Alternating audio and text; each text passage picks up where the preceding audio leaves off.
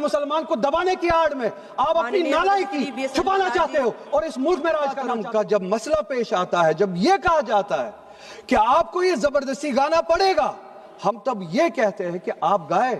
ہم احترام دیتے ہیں، مگر آپ یہ چاہیں گے کہ ہم بھی گائے، ممکن ہی نہیں ہے، ہو ہی نہیں سکتا ہے۔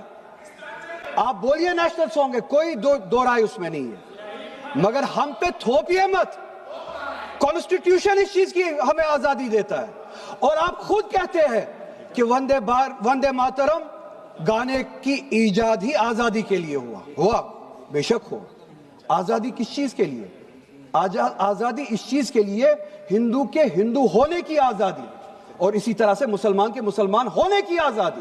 سکھ کے سکھ ہونے کی آزادی، اور وہ آزادی آپ مجھ سے چھین نہیں سکتے ہیں، کسی بھی نام پہ نہیں چھین سکتے، کسی بھی دباؤ میں نہیں چھین سکتے،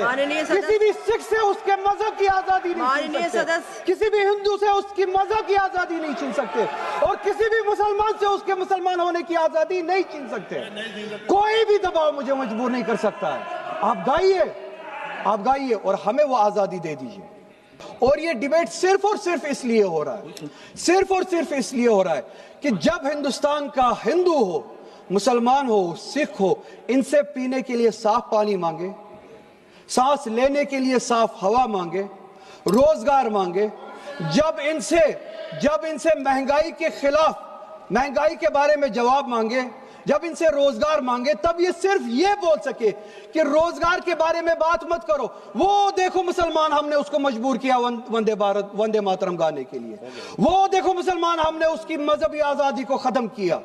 اس آڑ میں، مسلمان کو دبانے کی آڑ میں آپ اپنی نالائکی چھپانا چاہتے ہو اور اس ملک میں راج کرنا چاہتے ہو، اس کی قربانی بنانا چاہتے ہو مسلمان کو، اور مسلمان اس بے غیرتی کا قربان کبھی ہوگا نہیں۔ ہم نے اس ملک کی آزادی کے لیے بھی خون دیا ہے، اور اس ملک میں آزادی کو بچانے کے لیے بھی اگر خون دینا پڑے ہم دیں گے۔ ہم نے ان کے ساتھ بھی لڑا ہے، آپ جیسوں کے ساتھ اگر 1000 سال تک بھی لڑنا پڑے ہم لڑیں گے، اسی غیرت سے لڑیں گے، اسی جذبے